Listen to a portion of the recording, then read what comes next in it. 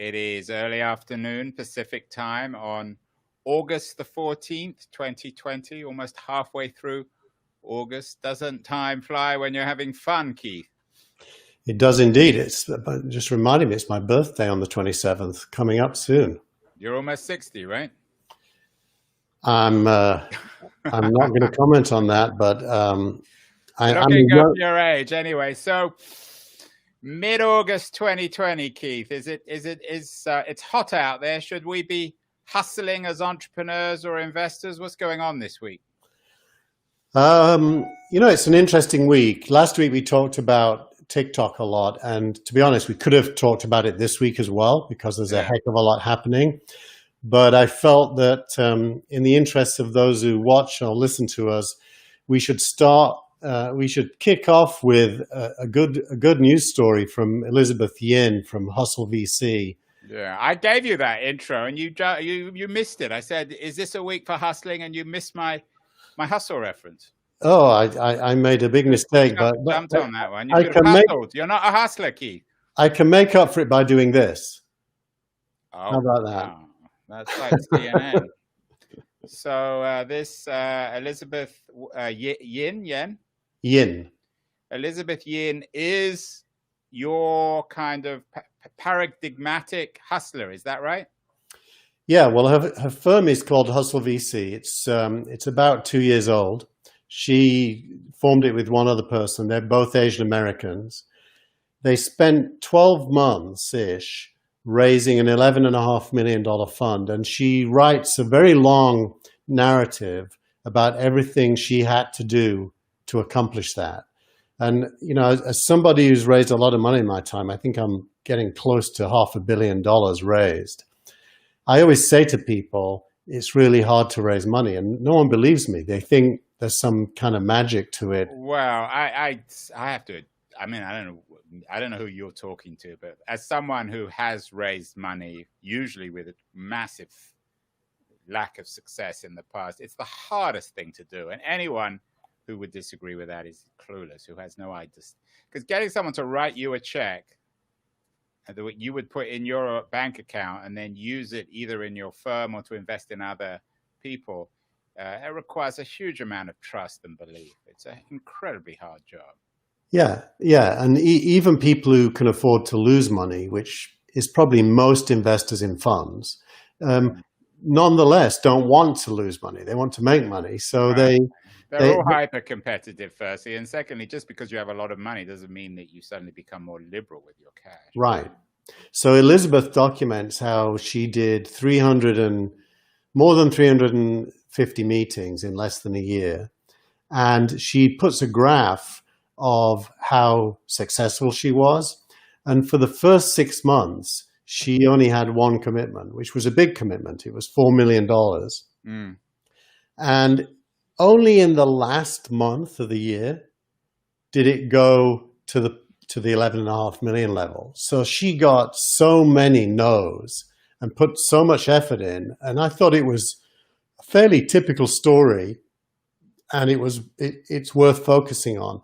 By the way, the reason she did it, somebody on Twitter was whining that VCs never talk about how they raise money. So she responded, well, actually, I did. And the actual post is 2 years old, but I'd never seen it before. And I really think it's golden. So and I was just watching the video she and her partner put out about what they do. And there's definitely a strong Asian American angle about how, and this is a theme you and I have talked about and everyone talks about all the time, of how white male-centric, sort of Stanford, Harvard-centric the investment community is. And her point is that Asian American investors and entrepreneurs were profoundly underrepresented and ignored and discriminated against, which is one of the reasons why she got into this game. And what's even more interesting is she discloses that more than half of her fund came from non-American Asian investors that she didn't meet face-to-face. So it also focuses on the importance of a story and a narrative. She spent the first 3 months learning that her pitch was completely undifferentiated from any other fund that was pitching. And so she was tweaking her story almost every time she had a meeting, which looks like she had several a day sometimes. Probably too many. I mean, I think one of the things, my guess is I've never raised a fund, but it's like doing online interviews. If you do too many, you lose your zest, your freshness, and it becomes pointless, counterproductive. Well, I think that's true for you, and it's probably true for me.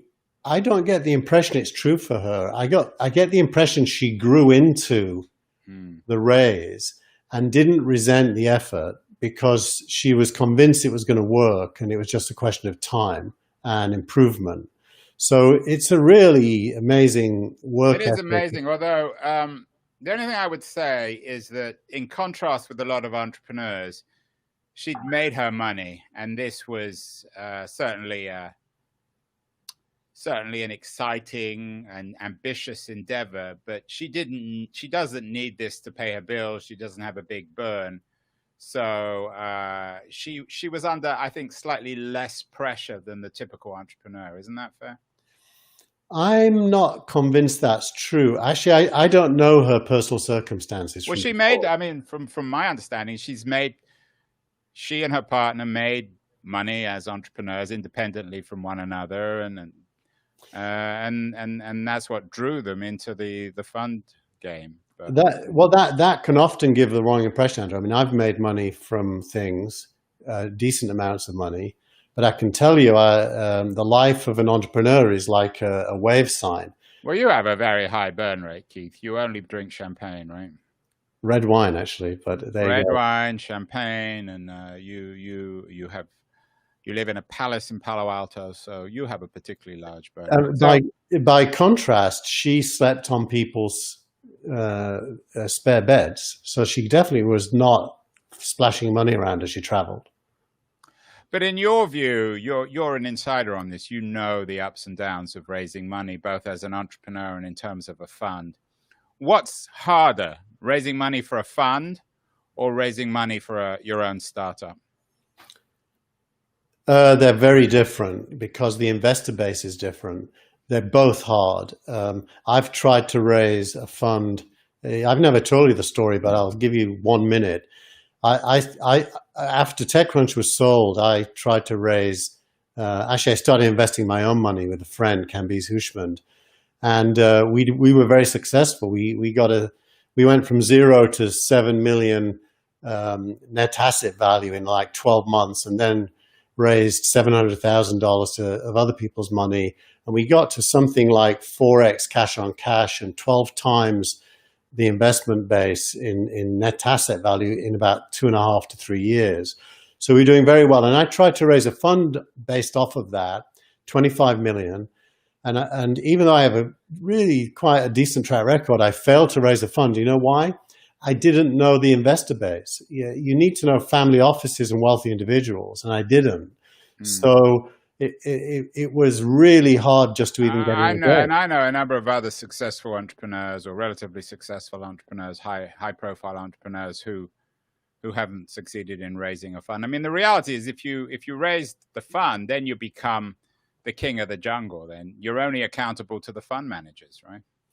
Exactly. And I am part of a fund now. It's a $200 million fund in the UK, and we have a single investor, and that single investor obviously plays a major role in our day-to-day thinking. Right. There's no way around that. You're working for your investor to turn their money into at least 3x the money they gave you. So anyway, so well done, Elizabeth Yin. We have a story that was the week that's purely good, purely positive, which is always encouraging. No controversy there. As you suggested, the Yin story also touches on architectural shifts in the digital and investment community. She raised a lot of money from Asia. And yet this week also, Keith, there's a lot of stories about this kind of, I don't know what you would call it, a paradox or a contradiction between the... My dog's barking. Yeah, the shifts in the global economy and national internet policy. Is there a growing clash between government policy and globalized capital and technology flow? Well, the way I think of it is, and the story you're referring to is a great story from the Internet Governance Project, criticizing Pompeo and Trump for wanting to get off the internet being global, and of course their perspective being very national. And I think that focuses in on a major fact of our times, which is productive forces, are increasingly globalized. What do I mean by productive forces? I mean, everything that's produced is produced anywhere and sold everywhere, especially with digital products. Right. So the iPhone is the classic example. Right? Correct. So the idea that nation states can police what are effectively things that are out of their control is unlikely to end in a good place. And the TikTok ban, in quotes, because it hasn't happened yet, is a great one. I mean, my prediction is TikTok will just ignore it. And the point this article makes is, will the police go around and force everyone to uninstall TikTok? Not very. Well, maybe not in America, but they will not. Well, the Russian government or the Chinese government are much more. The Iranian government are much more effective. As you said, we don't want this to become a TikTok show. But what about the rumors on Twitter? I was kind of intrigued by those. And it seems like a much more natural match, even if the economics in it are challenging, than Microsoft. It is more natural. That said, Twitter has a long history of incompetence in product development. Vine was basically TikTok, and they closed it down. And so they, as a young company, they found it very, very difficult to juggle more than one ball at a time, and often even found it difficult to juggle one ball. So I think the chances of Twitter's market cap being able to afford buying TikTok are fairly unlikely, even though it makes more sense. Yeah, and the piece one of the pieces you refer to by our old friend Om Malik is about the curious relationship between TikTok and Apple, and why the critique of, or the American government attack on TikTok is in some ways an attack on Apple. Om also has another interesting piece this week on the future of work, which we can be thinking of also in the context of another old friend, Albert Wenger's piece about the challenges and opportunities and problems with Marxism. So what's happening with the future of labor and the future of Marxist theory, Keith? Well, so Ohm uses this graph. This is unemployment in the U.S. going up, extremely rapidly over. Employment going up rapidly over a long period of time, and suddenly crashing with coronavirus, and now beginning to creep back up. And the point he's making is in the context of Uber and Lyft possibly having to close down operations in California due to the ruling that their drivers are actually employees, not contractors. So Ohm's entire piece, which is a really good piece, says that it's about time that there was more than two kinds of work, employment or contracting, because there's this massive gray area in the middle that the gig economy has produced, where you might predominantly work with a single brand, but you're definitely self-employed, and you're not an employee and you're not a contractor. You're working for yourself, and to kind of steal one of Marx's famous quotes, you could be an Uber driver in the morning, a Lyft driver in the afternoon, and deliver food in the evening. And that. So your part, to borrow some more Marxist language, rather than the proletariat, this is the precariat, people who are working on all the different platforms, and then to borrow another Marxist phrase, the precariat have nothing to lose but their Toyota Priuses. Is that one way of looking at it, Keith? It is, but I think Ohm is probably too short-sighted. Ohm, sorry if you're listening to this, but I think personally the gig economy is a transitional step to no work. I think almost every gig economy job will ultimately be automated. I think that makes sense. And that leads us on nicely to our friend Albert Wenger, who was one of the original investors and supporters in Andrew Yang's initiative to run for president. Albert is also, and I have him on my How to Fix Democracy show coming up, him and his wife, Suzanne Danziger, talking about their minimum income initiative in upstate New York in Hudson. So Albert, as a partner in Union Square Ventures, a very successful venture capitalist, but he's also quite a profound thinker on the future of capitalism. In fact, he has a new book out, or an ongoing new book out, called The World After Capital. So what's Albert's thinking on both work and the future of Marxism, Keith? So Albert's piece this week is a defensive reaction to attacks on him, where he was attacking Albert. He's the nicest guy. It's like attacking a sheep. Poor Albert. I don't think he's just a sheep. You know, the word sheep doesn't go well in a venture capitalist world, you realize. Well, he's not an aggressive fellow. No, he's not. He's a lovely fellow. Anyway, talking about sheep, you remember, again, if we're going to get all historical and theoretical, Thomas More's comment in Utopia about sheep eating men in 15th century English agriculture, which is similarly what AI now is doing to, or what you will predict AI will do to hamburger workers and drivers. So Albert is, he makes a couple of points. The first thing is he wants to make clear to everyone he's not a Marxist. And he secondly wants to make Which clear means he is one. Anyone who says they're not one is one. And then the second thing is he wants to make the point that he considers Marxism dangerous.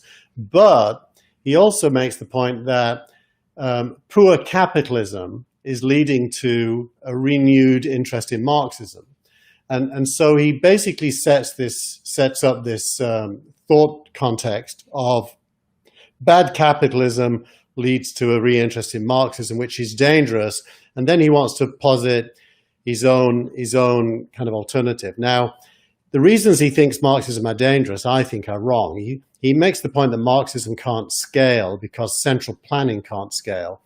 And, you know, Albert, of all people, should know that with blockchain and the cloud and computing, you could totally scale central planning. The problem isn't scaling at all. The problem is actually how do you replace? So let me put this in context. I think capitalism can get to a place where there is no or very little wage labor, which is the essence of capitalism. So it's kind of not capitalism anymore if there's no wage labor, which is one of Albert's points. Now, then you need to focus on ownership. If there's no wage labor, well, then who owns production? Because no one's employing anybody. It's all robots and automation. And I think that question of who owns production, there are really only two answers: individuals or everybody. If it's individuals, then it's some kind of fiendish capitalism.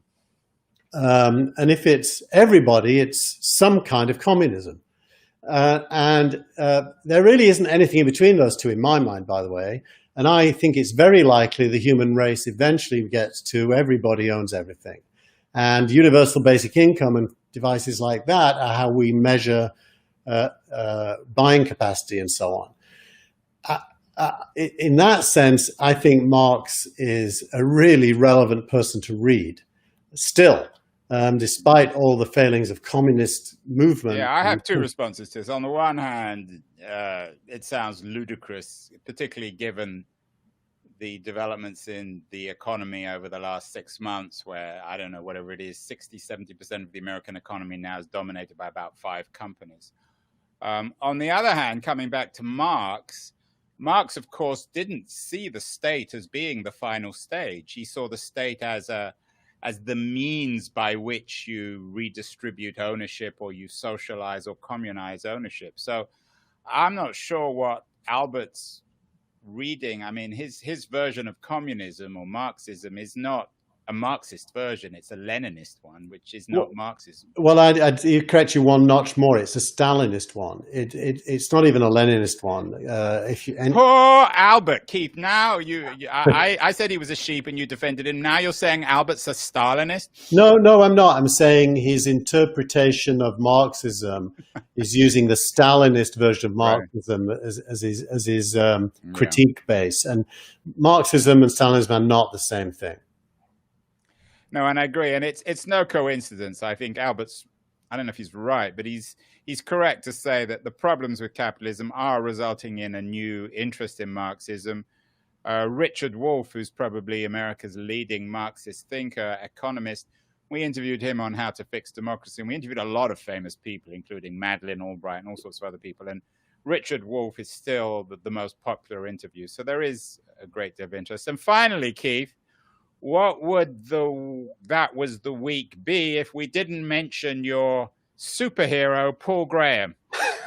And you always manage to get him in somehow. I don't know what your relationship is with Paul Graham, but it's something we probably can't talk about in front of children. What's Paul been up to this week when it comes to the tweet of the week? Well, the first thing I should say is I don't really know Paul. I've met him once where he was having breakfast with one of his children at Joni's on California Street here in Palo Alto. And I said hi, and he vaguely knew who I was because his wife and my wife know each other in a work context. But he really doesn't know me. I have no relationship to him. Paul, if you're listening, Keith loves you. But this week he's consistently over the last few weeks been focused in on cancel culture, and the tweet of the week this week points to an article which is 6 signs that you're being cancelled, and it's a great article because it basically shows the difference between being criticized and being cancelled, and the six things that you need to look out for is, firstly, people being more punitive than normal. Secondly, deplatforming you, that is to say, implying that you shouldn't be allowed to speak. Thirdly, organizing others to join in. Fourthly, calling for secondary boycotts of you in other environments. Fifth, moral grandstanding, where the person claims to be on a higher moral ground than you. And then finally, what the author calls truthiness, which is something I have yet to understand. But those are the 6 things. He makes the point, if in your case, 2 or 3 of them are part of what you're experiencing, you're probably being cancelled. And if it's more than 4, you're definitely being cancelled. My response to that is that this is the ultimate storm in the teacup, and it tends to be incredibly relevant for academics. And perhaps next week we can talk about Scott Galloway and his reading of the future of the university and university labor, because most of the people being quote unquote uncancelled, if they really are, they're coming from the university, which is already archaic enough. So I just don't buy this cancel culture. There's a paranoia. The piece you're referring to was published on Yascha Mounk's Persuasion site, which is interesting, but I just don't see it as affecting anyone outside a few conservatives in the university. You're not seeing it. I mean, no one's canceling anyone in the Valley, are they? Well, people in Valley are very careful what they say, so they don't get. We're always careful what we say. This idea that we haven't been careful in the past. Everyone has biases on gender, on race, on religion, and we're usually careful to keep it to ourselves because we know it's inappropriate and often very impolite. So I don't see any difference now. No, I think there is a difference, Andrew, which is the people who are seeking to cancel are people who we intuitively want to support. So I want to support transgender people of all persuasions. I want to support women's rights. I want to support gay rights. I want to support Black Lives Matter. So my intuition is to support. Now, if those who are oppressed or downtrodden try to cancel out other people, then it's really hard to speak out against them because you intuitively support them, but you must speak out against them. More important than anyone else, actually. Well, I don't. Well, that's because